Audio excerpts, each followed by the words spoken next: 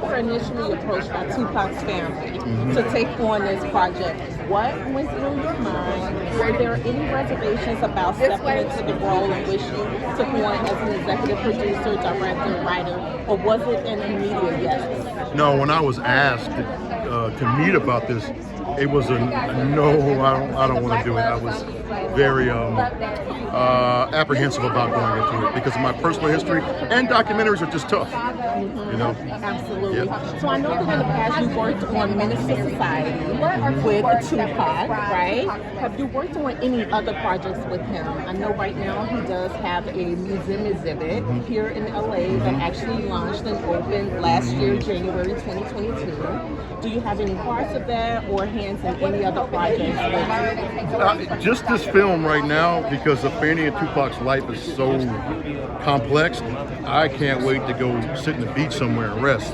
So no, I'm not involved in the other projects, but I'm digging a lot of what I'm hearing about the book coming out, and the exhibit was incredible. So I'm just happy to be a part of it. All right, well, thank you so much, Alan. Such a pleasure. Congratulations on such an impeccable project. Where was the microphone? Listen, Alan, I didn't think you wanted to hold it. Can we get Alan holding the mic, please? Can we please get Alan, the executive producer, director, and writer? The price is right. Okay, come on hold down. the microphone. Thank you so much on everything. I need to hear, how are you feeling right now? I'm feeling so happy and very proud, and not just because of the hard work that we all did, and that Alan Hughes and Nelson, the director, and Nelson George and the other executive producers, but because I think Afeni would be proud.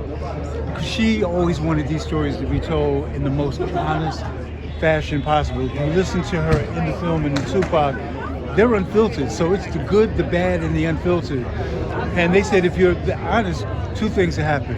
One, people will judge for themselves, who they are. And number two, people will be inspired because who of us is perfect? So if we can see the bad along with the good in them and see who they became and who they were, that's true inspiration.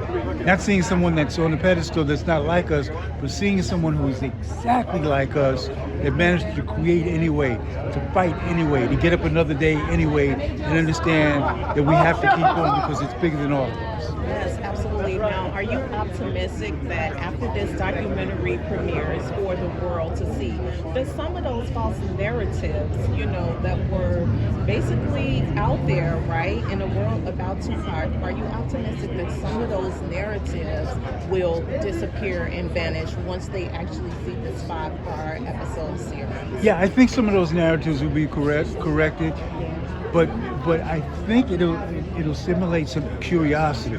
See, the thing about Afeni and Tupac that they also shared, and I think that Tupac learned from Afeni, was to be curious about the world, be curious about culture, be curious about what's going on politically, activists, with the government, with what's going on, and to see what the real truth is. So I think that it'll inspire people to ask more questions of themselves, to do a deeper dive into Afeni and to Tupac, because there's bits of interviews and bits of speeches that hopefully will make you want to go hear the whole thing and to research that. And there's bits of truth for all of us to make us want to do more work on ourselves. Absolutely. What would you say has been the most gratifying part of this project for you as an executive? The most gratifying is finally convincing a studio, in this case FX, that the real story had to be told with the both of them. That Afeni couldn't just be that footnote, His mother was a Black Panther who went to prison, who had a problem and then got better, but who they really were. The black man that inspired Afeni and that she loved the most was Tupac Shakur. The black woman that inspired and who Tupac loved the most was Afeni Shakur. And when we see this story, we'll understand why. Right, and before I let you go, just one last thing. I want to tap into the award space for a second. So we all know that Tupac at some point received the NAACP award, and unfortunately after the police incident, that nomination basically went away, right? Are you hopeful that this documentary will at some point in the near future land a Best Documentary Award? Yes, well, I'm hopeful for Afeni and Tupac's sake, You know, Afeni fought really hard to see Tupac to get inducted to the Rock and Roll Hall of Fame. So any awards that this film might be blessed with belongs to them. Absolutely, absolutely. Thank you so very much, and congratulations on everything. Thank you so much. Okay, first of all, how are you, and what brings you out tonight to the Dear Mama Dear premiere? Pac and his mother and their legacy, and FX for inviting me, you know what I mean? I'm a Pac super fan. Like, I'm a super aficionado of Pac. I just love Pac. Always have, always will. So let's do this. If you could use 3 words to describe Tupac, what would those 3 words be? Passionate, real, and super intelligent, like ahead of his time. Very ahead of his time. I definitely would agree with that. Have you seen the series yet or not No, yet? no, Because I'm I excited. think, so no spoilers on my end, but I Don't. would definitely say this. They did an excellent job in depicting who he is, his character and his spirit. So I think that you're going to be thoroughly impressed. Right? So I would love to hear what are one of your favorite Tupac songs, albums, or verses? Well, my If you favorite, had to choose one of my favorite songs, or my favorite song is F All Y'all. by Pac. And why is that? Because he said everything he meant, and he said, I don't need nobody, you know what I mean? And that's how I felt. And I still kind of feel, I feel like I need somebody now.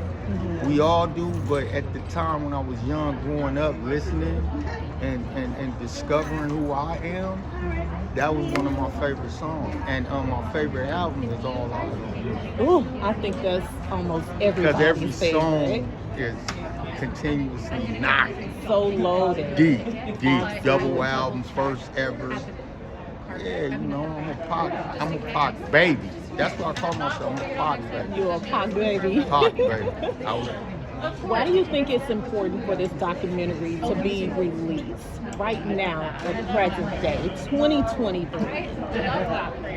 To keep his legacy and what he has contributed to our culture and to the world in general, recognized and going, because even if FX didn't do Dear Mama, you're not gonna stop Pac. So it's better that we embrace that and recognize Pac and Miss Afeni, and just be grateful and thankful that we had him, and we still do. He in our heart, he in my heart, always. All right. Well, thank you so much, and it was such a pleasure chatting with you. Thank you. So I definitely would first like to ask, how long has this project been in the works? Let's start there. Well, it's funny. Alan and I did the Define ones together, and it was during that actually that the conversations around this initially started, because I was just fascinated during the making of that because Tupac was one of the subjects in it, but we didn't have much time in that to tell too much of a story. But while working on that previous project, I'd hear Alan tell all these interesting stories of Tupac that just really kind of opened up a whole new insight into Tupac for me. And so it was a little while after that then we started taking it more seriously. So this has been in the atmosphere for a lot of years. What is it now? 6 or 7 years? But then it took a couple years for us to be ready to really jump in and make it. Okay, so tell me a little bit about the pitching process, pitching networks, knowing exactly which interviewees to go after, such as Snoop Dogg, so on and so forth, right? Yeah. Did you have difficulties or challenges pitching networks to pick up this docuseries? Yes, but thankfully Tupac is such an interesting personality that it's like everybody knew the value of the story. But mainly the biggest challenge was like, well, hasn't that been told? You know, and it's like, it was really just convincing everyone like, no, the story has not been told shamefully ever in such a way that really Tupac and Afeni have deserved. So that was the thing that we wanted to impress on people, and why we needed 5 episodes to tell the story, because it's a lot to unpack. And do you feel like the 5 episodes encompasses Tupac's entirety, you know, not only as a man, as a son, right, but as a rapper? I hope so, but there's so many amazing stories, so much amazing music that we can never fit in. That's what's so incredible about him, is like at 25 to live such a life that it's it was always about packing more in and kind of like you know. And with the Afeni story, the Black Panther story, it's like, in order to tell their story, we have to get into some of the social issues, the politics, to shed light into what they were about, you know. So Tupac comes with a lot of story, you know. So I do think the 5 episodes was exactly correct. And meanwhile, I can't even at this point like start to think about all the different stories that I'll be soon thinking like, oh my God, that quote or that song, you know, like.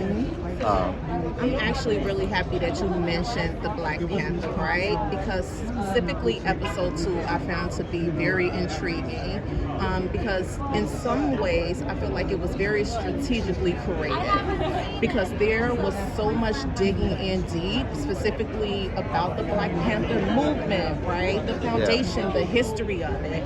I'm interested to hear, was that an angle more so that you as an executive producer, director, and writer, you know, really wanted to touch and focus upon, or was it more so Glow's, Tupac's aunt idea? I mean, I'd say everybody felt the want and the need to tell that story, and for me personally, I feel like Tupac viewed his music as a way to shed light on his mom, his past, and so it was the same way that we approach this story. Is Tupac is our vehicle to kind of tell the political background of what was really driving him, because it was always, it's incredible even as a young kid how dedicated he was to the cause. And so definitely from day one I felt like that is a major part of our story, you know, because I don't think you can understand Tupac unless you understand also the nuances of exactly what happened in the 60s and 70s, and how that affected him, you know. So I totally agree. Well, thank you so much. It's a pleasure speaking with you, and congrats on everything. Oh man, Tupac is one of my favorite humans. So I've never got a chance to meet him, but I've always been a big fan of his work and what he stood for. And you know, over the years, I've been able to befriend Tom Wally and Molly from the foundation, and they invited me out tonight. So listen, as NBA players, I know that most, if not all, NBA players have a playlist that you guys listen to before practice, during practice, warming up, before games. What songs of Tupac's were actually on your playlist? So I was always the DJ, and it was always Tupac. So no one else really had a choice. So it was all Tupac, and it just depended on the mood. We could go anywhere from White Man's World to Hit 'Em Up to America's Most Wanted, all over the place. All right. And in what ways would you say that he has impacted your life? I just think him being who he was and being so multifaceted, from the streets to political leader to just a man that spoke his mind, and it was something that I tried to do every single day. So obviously Pac was a huge inspiration to a lot of people, and the fact that he was life was cut short, but still had accomplished so much. I can only just imagine what he would have been doing if he got a chance to grow old. Right. So you have to tell me before I let you go, my last question, your absolute favorite Tupac album, song, or I would go verse? song probably. Letter to My Unborn Child. I'm loving it. I'm loving it. Man, such a pleasure chatting with you. Thank you so much.